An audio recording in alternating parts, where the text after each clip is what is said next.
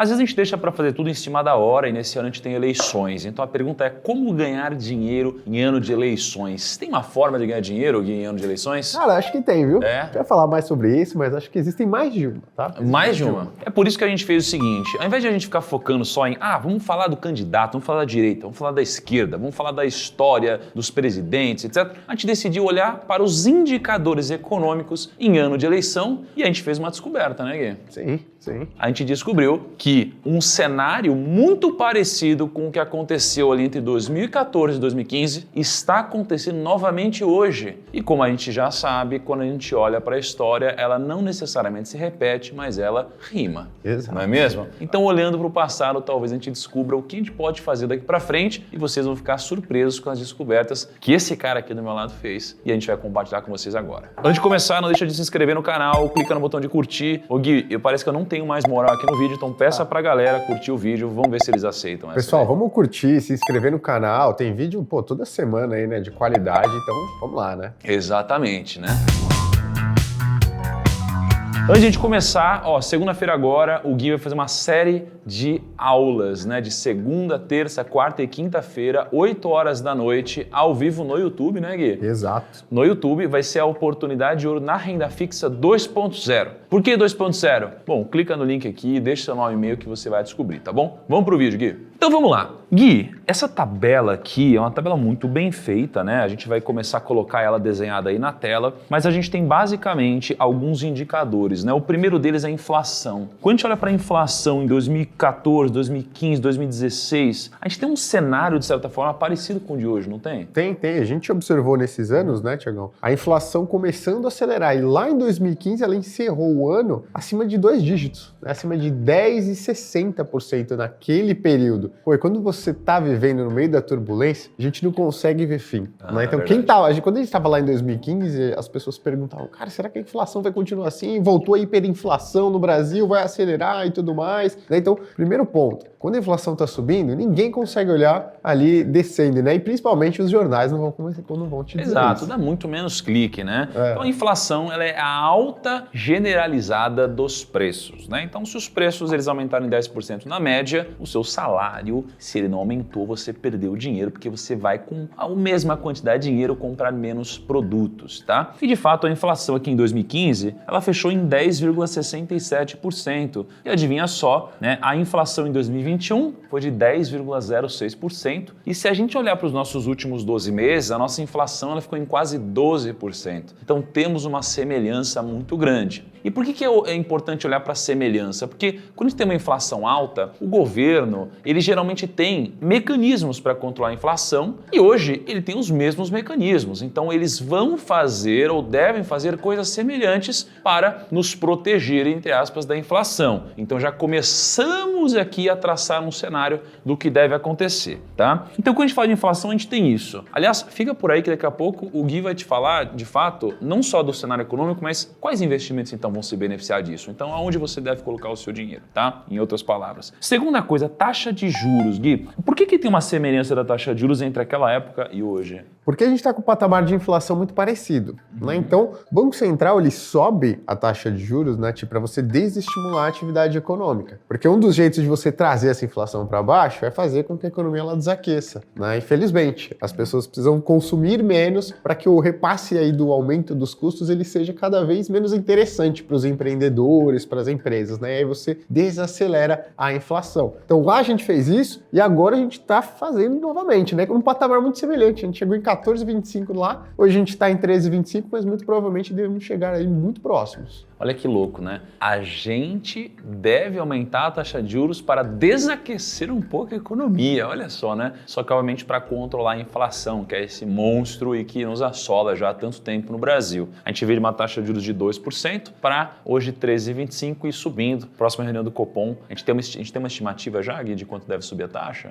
Deve subir para 13,75. 13,75, né? Se a gente for pegar estimativa de hoje, a taxa de juros já está subindo. Cenário parecido com o de antes. Só que aí se a gente começa a pensar num mecanismo, inflação subiu. Logo, isso daqui vai fazer a gente subir a taxa de juros para controlar a inflação. Então você vai tendo uma cadeia de acontecimentos que aconteceu em 2014 e 2015 e deve acontecer hoje de novo. Então a gente tem aqui a inflação, a gente tem a taxa de juros muito parecido. Agora, quando a gente olha para eleições, que é o que a gente estava falando, ilustra para a gente um pouquinho mais de o que aconteceu de 2014 até hoje em eleições, Gui. Se você for lembrar, 2014, né, foi um ano lá em que a disputa principal era entre dois candidatos, o Aécio Neves e a Dilma Rousseff, na época. E ambos foram ali para o segundo turno, tudo, só que a Dilma levou as eleições, né, e tudo certo. Continuou ali com uma política, tentou fazer uma política fiscal um pouco mais restritiva, né? Subindo a taxa de juros para tentar conter a inflação, coisa que nos anos anteriores não estava acontecendo normalmente. Então a gente começou a ter um cenário macroeconômico muito conturbado ali. E aí começou a desenhar um processo do impeachment. Não sei se você lembra ali, né? Loucura. E aí que começou a incerteza política, começou a aumentar muito.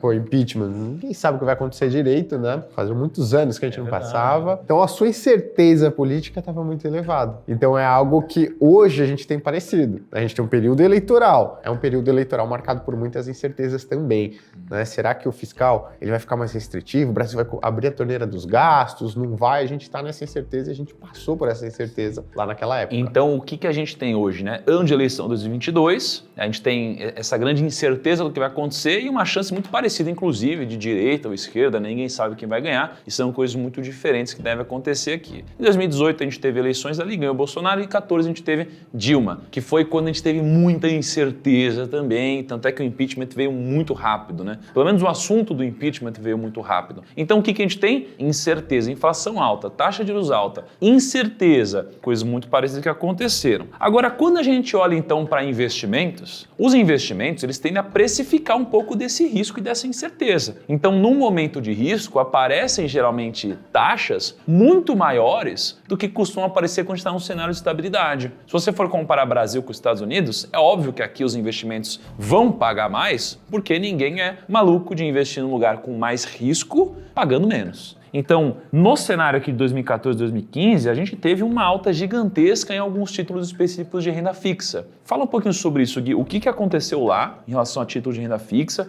e até talvez a outros mercados e o que está acontecendo hoje? O que aconteceu naquela época? A inflação subindo, aí o juros subiu e você tinha incerteza para frente, o mercado falou, pô, essa taxa de juros vai ficar alta para sempre, né? Não conseguia enxergar o momento em que seria possível o Banco Central cortar a taxa de juros. Ninguém conseguia enxergar como é que o controle da inflação ele viria ali nos próximos meses e até nos próximos anos. Então o mercado precificava a taxa Selic de 14%, 15% nos próximos 10, 15 anos. Se a gente for olhar a situação hoje, ela é muito semelhante. Poxa, a gente está lá, né, com a taxa Selic elevada, ninguém consegue observar nos próximos meses um controle eficaz da inflação, então não consegue enxergar cortes efetivos, né, ou consideráveis na taxa Selic. E aí o que isso faz? Faz com que as taxas dos pré-fixados, elas subam e ficam lá ao longo de toda a curva de juros, né? Então, pré-fixado de curto prazo, médio prazo, longo prazo, fiquem lá com taxas altas, muito próximas da Selic atual. Você olha o IPCA+, também, né, que é o ativo indexado à inflação, taxas historicamente muito elevadas também, né? Então, esse sentimento negativo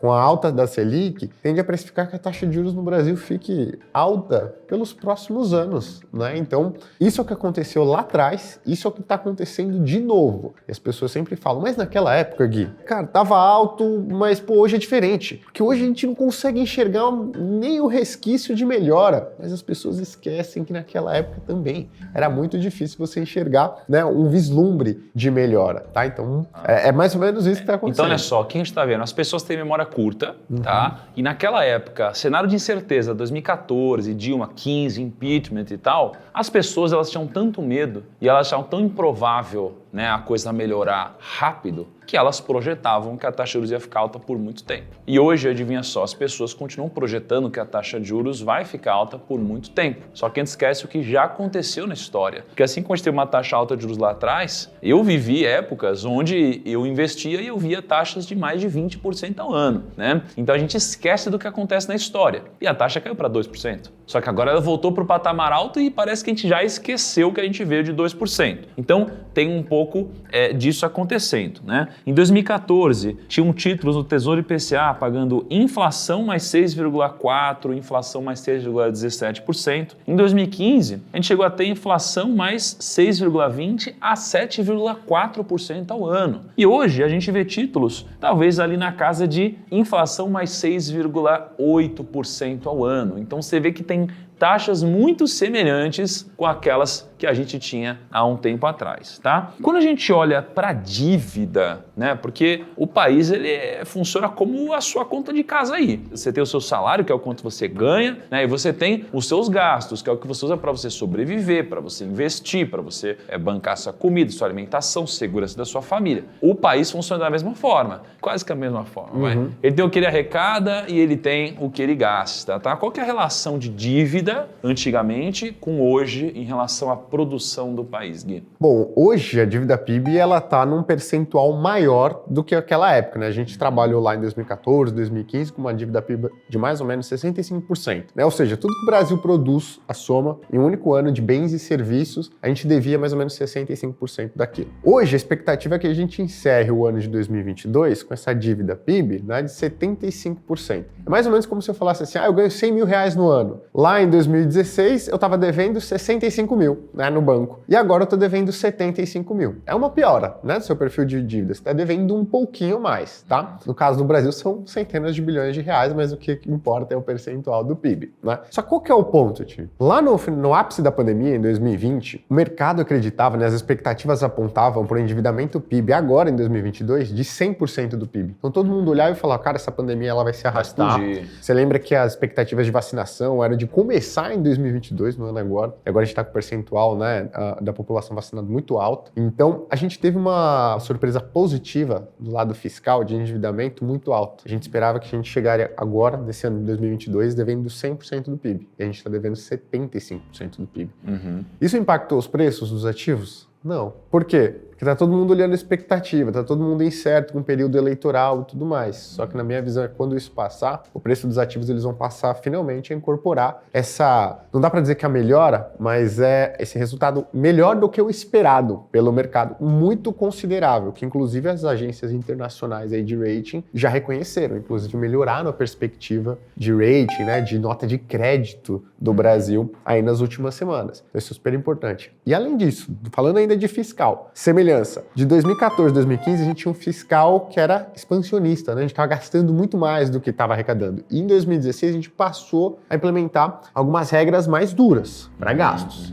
Em 2020, a gente teve a pandemia. A gente teve a quebra ali da regra de ouro, então a gente pôde gastar à vontade. O Brasil pôde gastar à vontade porque estava ali passando naquele momento para não deixar a atividade econômica afundar. E agora, a gente está vendo uma melhora no fiscal, ano a ano, bem considerável também, né? Então a gente está saindo de uma política fiscal muito expansionista, que foi lá em 2020, 2021, e estamos ficando com um fiscal levemente negativo. Levemente. O que aconteceu mais ou menos da mesma maneira lá em 2015, 2016 para frente. Então, olha só, a gente falou de como estava o cenário em 2014, 2015 e como está o cenário hoje. A gente não sabe o que vai acontecer daqui para frente, mas a gente sabe o que aconteceu quando o cenário de hoje aconteceu no passado. Exato. Então, o que aconteceu de fato, sob a ótica da nossa carteira de investimentos, olhando para aquele cenário no passado, para depois a gente concluir, mostrando o que talvez possa acontecer com o mesmo cenário daqui para frente. Tá certo. Lá atrás, o que aconteceu? Você tinha essa perspectiva horrível, parecia que o preço dos ativos ia despencar, tudo ia cair, né? Tudo que era ativo de risco, ação, fundos imobiliários, títulos de renda fixa com alto risco, iam se desvalorizar e continuar se desvalorizando, né? Mas não foi o que aconteceu. 2015 e 2016, no ápice do medo das pessoas, foi quando os investidores e investidoras passaram a aceitar vender seus ativos a preços mais baixos possíveis. Ficaram com medo, se desesperaram e venderam por um preço muito baixo do que eles tinham. Ação, renda fixa, tudo. Exato. A pessoa ali que tinha um caixa, tinha um dinheirinho guardado e tem um foco de médio e longo prazo, falou, poxa, eu vou aproveitar para comprar esses ativos a preços muito baixos e de renda fixa a taxas muito altas. Quem comprou, por exemplo, falando de renda fixa especificamente, né, alguns títulos de risco, comprou, conseguiu retorno em os próximos 12 meses, lá em 2016, 70%, o único ativo de renda fixa de prazo longo, né, que é o IPCA. Depois, em 2018, um retorno aproximadamente de 50%. A mais. né? 18, 40%, né? 19, mais 50%. Se você for ver o retorno acumulado, em 4 anos, tem um retorno bem superior a 200%.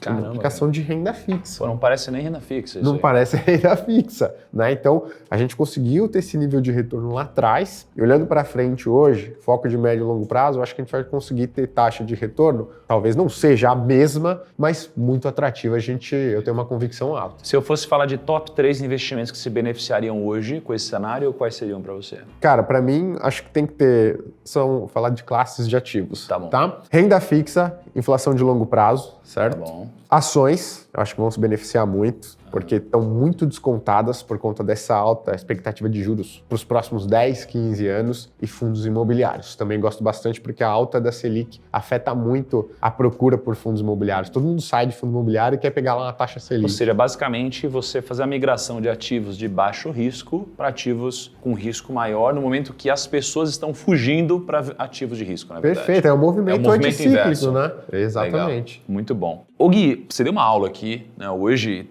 vários dados para os primos, mas na semana que vem você vai fazer algo mais estruturado, não vai? O que você vai fazer exatamente? Semana que vem eu vou explicar como é que funciona o universo da renda fixa, só que principalmente vou mostrar onde as oportunidades de ganhos elevados na renda fixa estão, tá certo? E por que elas estão aparecendo e por que eu acho que a gente vai ter muito retorno para quem souber aproveitar o momento, tá? Ah, Gui, mas eu sou conservador, sou conservadora. Também vou mostrar lá como na renda fixa você pode aumentar a sua taxa de retorno de maneira considerável frente ao CDI, sem precisar aumentar muito o risco da sua carteira. Perfeito. E você vai montar uma carteira junto com as pessoas também, né? Montar uma carteira. Você vai sair de lá sabendo onde você tem que colocar seu dinheiro na renda fixa. Então, ó, clica aqui no link que deve estar na descrição, na bio, em algum lugar, e aí você vai colocar o seu nome e e-mail e você vai se inscrever para participar desse grande evento com o Gui, tá bom? Um abraço, turma!